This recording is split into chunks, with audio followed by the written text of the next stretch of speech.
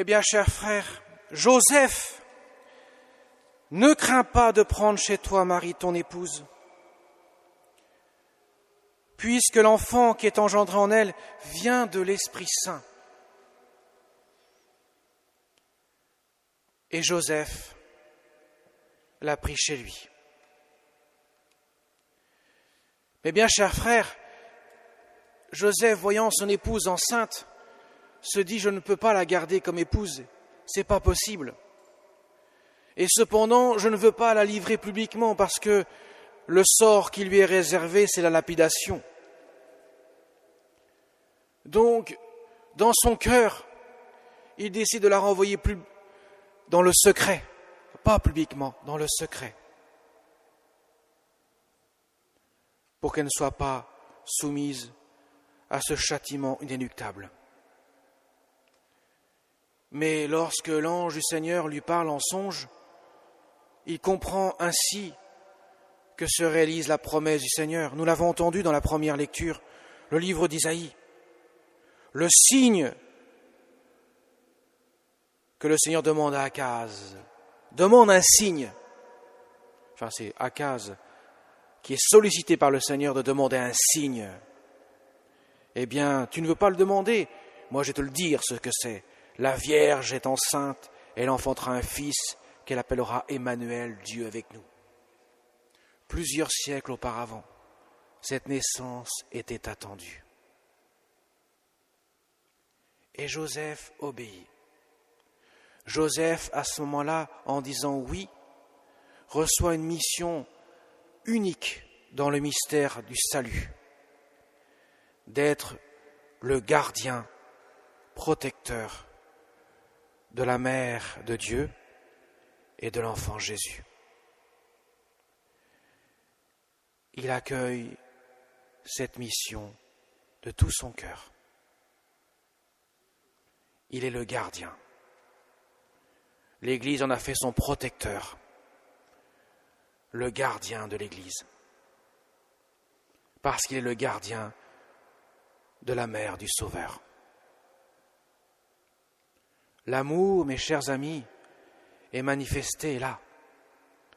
Cet homme-là s'oublie lui-même pour accomplir l'œuvre de Dieu. Comme la Vierge Marie le jour de l'Annonciation, elle dit que tout se fasse pour moi selon ta parole. Le mystère se réalise dans ce cœur de la Vierge Marie préparé depuis sa conception, accueilli avec un oui délibéré, totalement donné à Dieu.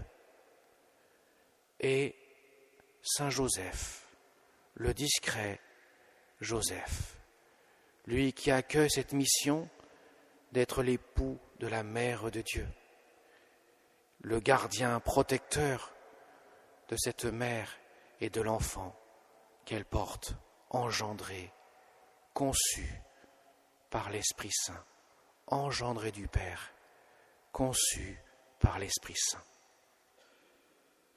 Mes chers amis, dans une semaine, nous allons fêter donc ce grand mystère de l'incarnation, le mystère de Dieu qui vient dans la chair, incarné, incarnation, dans la chair. Dieu se fait homme. La deuxième personne de la Sainte Trinité se fait homme et va naître dans une mangeoire, va reposer dans la paille d'une mangeoire.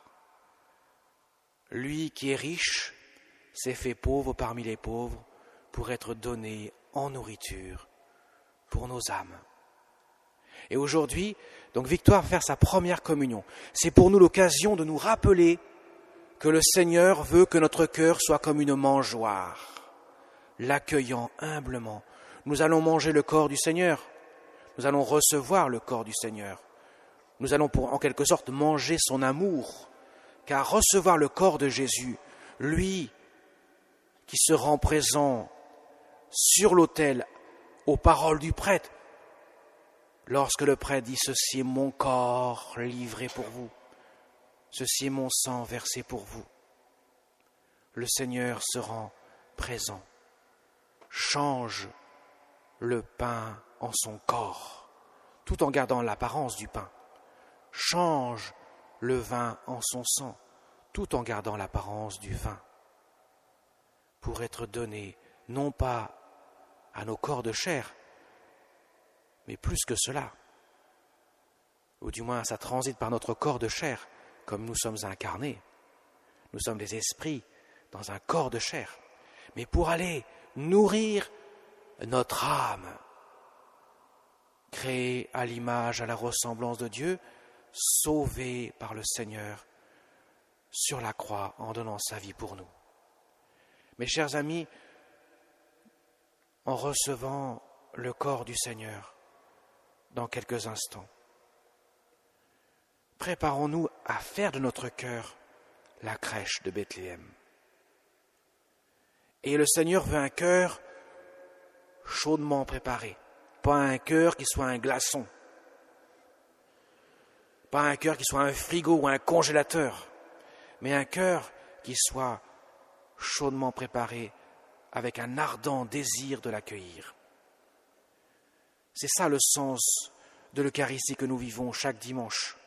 Jésus veut demeurer en nous, il veut habiter notre cœur, qu'on ne puisse pas dire de nous. Il est venu chez les siens et ne l'ont pas reçu, comme dira Saint Jean dans le prologue de son évangile, comme nous l'entendrons le jour de Noël. Il est venu chez les siens, ils ne l'ont pas reçu. Le Seigneur vient à nous, nous le recevons dans la communion, dans la sainte communion, mais qu'ayons conscience de qui nous recevons. C'est Dieu fait homme. C'est le bon Dieu qui veut demeurer en nous. Le bon Dieu qui veut sauver notre âme et notre corps, bien sûr, puisque nous sommes des êtres incarnés. Il veut nous sauver, mais il ne peut pas nous sauver sans un oui, comme il ne pouvait pas s'incarner sans le oui de la Vierge Marie, et en quelque sorte sans le oui de Joseph, que nous voyons aujourd'hui s'accomplir dans l'évangile de ce dimanche, du 4e dimanche de l'Avent. Joseph pleinement impliqué dans le mystère de l'incarnation. À chaque fois, le Seigneur demande des oui. Lorsqu'il envoie aussi l'ange pour annoncer la bonne nouvelle aux bergers, allez voir celui qui est né le Sauveur, Dieu avec nous. Emmanuel, Jésus, Dieu sauve. Et les bergers se rendent hâte dans leur liberté. Librement, ils se prosternent devant le Seigneur. Et nous le verrons aussi pour l'Épiphanie avec les rois mages. À chaque fois, le Seigneur sollicite notre cœur. Mes chers amis, nous avons 4 semaines pour nous préparer, depuis le début du premier dimanche de l'Avent jusqu'au jour de Noël. Nous avons ces 4 semaines pour préparer notre cœur à accueillir l'enfant Jésus. Nous devons nous laisser imprégner de l'amour du Seigneur. Tout se passe dans les cœurs. Et donc tout se passe dans un mystère invisible. Car les bergers ont vu un enfant. Les rois mages ont vu un enfant. Mais cet enfant, il est particulier. C'est Dieu. Et cela ne se voit pas avec les yeux de la chair, mais avec le cœur, les yeux de la foi. Si nous ne préparons pas nos cœurs, nous ne verrons pas, nous ne pourrons pas discerner la présence de Jésus dans nos vies. Et nous aurons beau dire « Seigneur, Seigneur, viens à mon secours ». Nous aurons l'impression que Jésus est sourd à nos prières parce que nous n'aurons pas préparé nos cœurs à l'accueillir. Jésus nous dira « Je viens à ton secours, mais tu ne me vois pas. Pourquoi tu ne me vois pas? C'est pas moi qui n'agis pas, c'est toi qui n'es pas présent à la présence que je te donne de ma présence à moi. Je me rends présent à ta prière, mais tu ne la vois pas, cette présence, car tu ne prépares pas ton cœur. » Jésus nous dit « Préparez vos cœurs ». Il nous l'a dit par la voix de Saint Jean le Baptiste « Convertissez-vous ». Changez vos cœurs. Il nous a même entendu, il a même traité les pharisiens qui venaient à la rencontre de Jean le Baptiste pour se faire baptiser par lui, un baptême de conversion. traiter d'engeance de vipère, pour dire « changez vos cœurs, la vipère, c'est celui qui se tortille, qui veut mentir, qui veut tromper ».